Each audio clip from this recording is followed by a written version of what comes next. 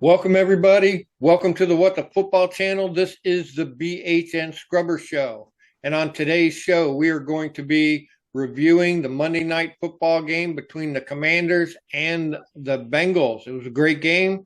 We pulled out the W, which is awesome. And wouldn't be the BH and Scrubber Show without our boy BH. Welcome, BH. Thanks, man. Yep. Just an awesome game. So nice when your team plays on Monday Night Football, except when they crap the bed and then the whole nation gets to see them. And but that didn't happen for us, man. We're kind of the talk of the town, our quarterback and our offense. And they were great. We actually had, we were actually way ahead of those guys quite a bit. And unfortunately, our D faltered and kind of let them back in the game. But really, I felt like from the beginning, this team, we were on top of it. We were controlling it. I didn't think it was going to be an easy win, but man, a lot of great play, especially from the offense. And we matched up well. Pretty good for a young quarterback, his third game of the season on Monday night on the road. A heck of a performance. He had more touchdowns than incompletions. So I'd say that's pretty good. Hell yeah. I don't know how you ever do that, but Pro Football Focus gave him a 95.9. I don't even know how you get better than that. But Austin Eckler, man, had an 84. Terry had an 83. Luke McCaffrey, he played about 18 snaps, but he had an 82. So they liked what Luke was doing. And overall, right tackle Andrew Wiley popped a 78 on Pro Football Focus, which is for him. Yeah. Yeah, way to go, Wiley. Good stuff. That's good. And I think that O-line looked good, didn't they? Yeah, they did. That was one of the better parts of the game that I enjoyed. They gave Jaden Daniels a lot of time in the pocket, not forcing him to feel like he's got to run, giving him that extra, a half a second in the NFL is a long time. And so it gave him just so he doesn't feel like he's got to scoop. And he stayed in the pocket and a few times towards, like, you could see him progress through the game. You could actually watch him getting better through the game because I was complaining, just throw the ball, just throw the ball. Then later in the game, he did. He was getting it out to Zach Ertz, got a couple to Luke, a couple to Diami. He spread the ball around. I thought he did a great job, and I thought the O-line was the key to that as well. Yeah, totally agree. And it's been a long time since we've seen that. Even in the first two games, it was a little bit rough. And then there's the great play to Terry. I read somewhere that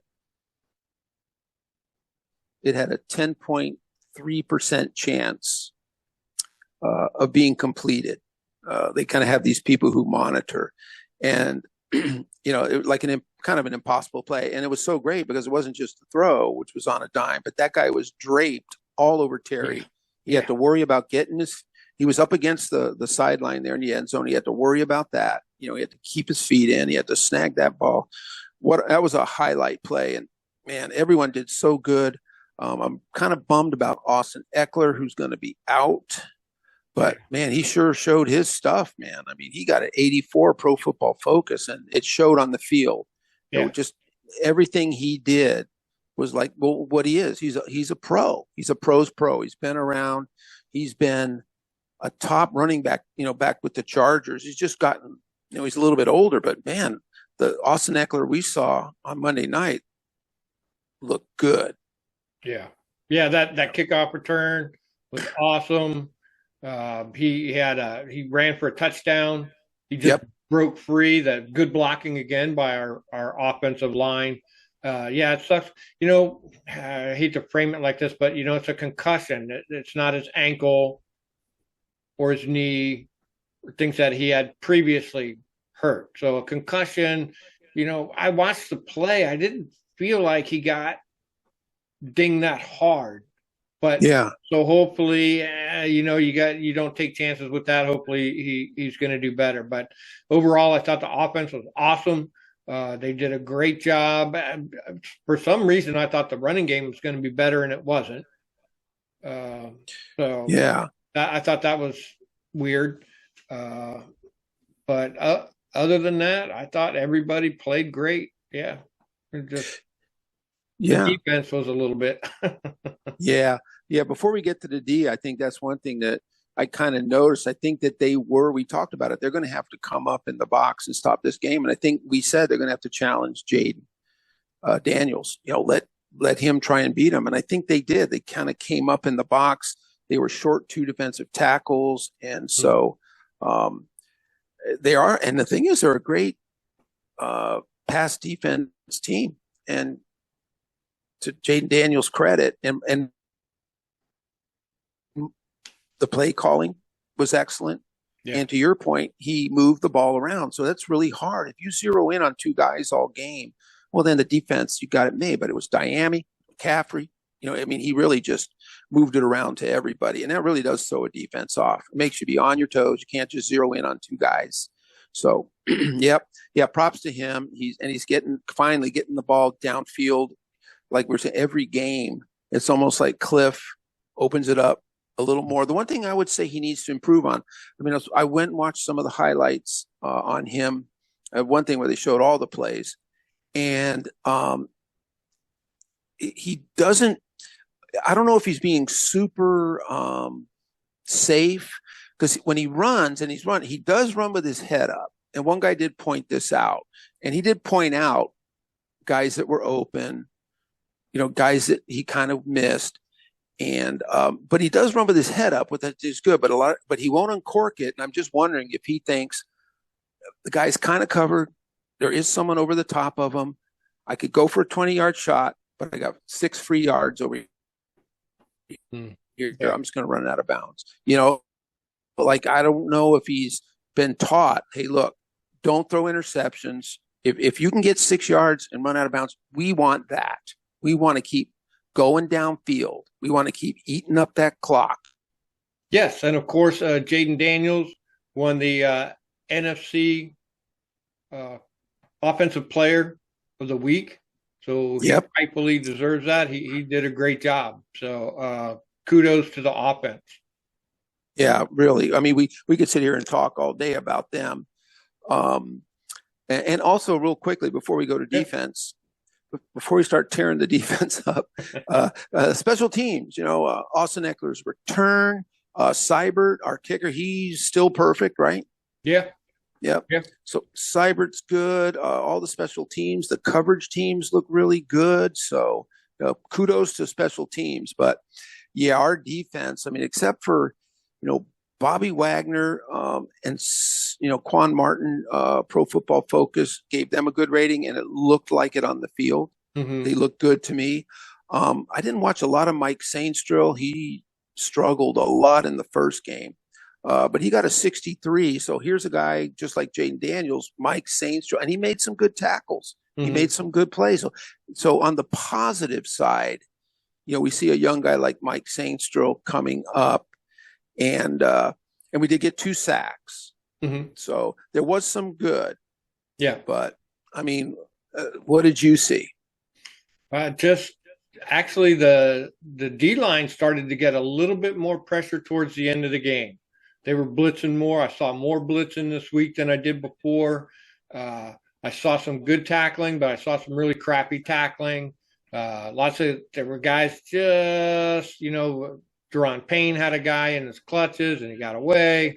Things like that. So the tackling needs to improve. I think we dodged a bullet with that. Who was that? Jeremy Chin towards the end of the game with that pass interference they didn't call. We dodged the bullet with that one. Yeah. So, overall, the defense was just bending too much, in my opinion. So maybe they're being told to play a little soft. Plus, we don't have the greatest corners in the world. St. Just is really handsy. I'm surprised he didn't get any penalties called on him. Yep. One thing about this game, we only had 3 penalties, so they improved in that area. That's really good. Yeah, geez, we had 3 false starts alone in the last game. Yeah. So, Yeah, and I think we were 3 for 3 in the red zone. Yes. Yeah, Yeah. because it would have been 4 for 4. I think Eckler's run was just outside the 20. Okay. So yeah, I would call that 4 for 4. I mean, we didn't because we really shit the bed, man, in the red zone against the Giants. I mean, it was they must have practiced a lot. So, yeah. But yeah, I mean, Bobby Wagner's doing really good. As a matter of fact, I just looked at Bobby. Bobby's the number 1 against the run linebacker on PFF. Nice. Number 1. Yeah. His coverage is a little oomph, but middle linebackers anymore in the NFL, you're just going to hope that they can get out there and cover decent, which he is. He's decent in coverage, but he's a monster. And hopefully some of that starts to rub off. Hopefully, I mean, the players, I know they must look up to Bobby, and he's got the green dot. And so hopefully they can sort of coalesce and work more within the scheme and the system, because the individual players aren't that good. So you have to buy into the scheme. You have to buy into the system to be any good, because you don't have, except for a few guys, you don't have any top level players out there. Yeah. Yeah. So the defense, it's funny because our defense was supposed to be our strong point, and they're weak. I mean, they're down in the, I forget what it is, like 27th and yards allowed, just terrible stats, 32nd, and I forget points per game or something like that. I mean, just terrible stuff. So I don't know what you do to fix it. I mean, they're getting Johnny Newton out there a little bit more. It seems like through the middle of the field we're good. With the linebackers, with our safeties, it's on the sides with the corners. St. Juice he's serviceable. I mean, he does his job, but you need a number 1. You need a shutdown corner, somebody. And maybe Emmanuel Forbes is supposed to be coming back, I think, this week. So yeah, that's just what I heard. So we'll see. Yeah, like you said, our offense is doing good. Our special teams is doing good, but defensively, you just can't be a sieve like they've been. You can't. They were supposed to be stopping the run, and they didn't stop the run. That Chase Brown guy ran all over us. I know, and it was terrible. It was Chase Brown, man. Wait till we have to play Saquon Barkley. No shit. Yeah. So they got to tighten that up, but I would just say overall, hey, we're still first place, right? Yep. No one predicted that, man. No one predicted first place in the NFC East after 3 games. And, I mean, I think it's going to be this way for a while. Might have to score a ton of points and keep this offense going. I think Kingsbury's going to have to work really hard at injecting new plays and new looks, so that we don't give stuff away. Yeah. But Jaden, the way he is mixing it around makes it very hard on defenses. Yeah. You really got to cover everybody that's out there. And the other thing is, we're not afraid to run. We're not doing like last year where teams know we're going to throw it 52 times. They have to respect the run, because we will run the ball. You know what I mean? We're not afraid to run. Yep. Staying ahead of the chains and keeping them scores up helps too. We kept our defense, off the field for long periods of time, keeping them rested. We've not experienced that in the past. Our defense spends most of the time on the field usually. So we talked about that in the preview show. You were worried about Burrow and them just grinding us down the field, and we thought, well, if our offense can do the same thing back to them, we had these 10-play drives, 8-play drives, 5 minutes, 6 minutes. So we really gave our team a rest. I thought we kept Tress Way off the field again. God, dude. Yeah, what is it? 1 in a row. Yeah, 1 punt in 3 games. Yeah, that's insane. Yeah. We must lead the league in minutes per drive or something. I mean, it's pretty crazy. Yeah, I had to laugh there because I thought, most teams say, well, we have to have long drives to keep the Bengals off the field, but we have to have long drives to keep our defense off the field. Yeah, that's pretty good. That's kind of what I thought I heard you say. Yeah, so. Basically, yeah. So kudos to the boys. Yeah, they did good. It was really fun to watch, and I think there's a lot of hope. We're not going to get over our skis. It's a young team. It's gonna take a couple years as we get drafts, but we're building on something great, man. And it's kind of nice to see. So yeah, I was real happy. I went to bed happy that night. Hell yeah. All right. Did we All right, cover it man. all? I think we did. Now we just got to get some announcements in. Oh yeah. So you guys watch our preview show. We preview the upcoming Cardinals versus Commanders game. It'll come out on Saturday, more than likely. Watch our preview game. We give the lowdown on injury report and all that kind of stuff. How we think we're going to do. I think we nailed it on our last preview show. We did. Great. We nailed it perfectly. Everything we asked for, we saw.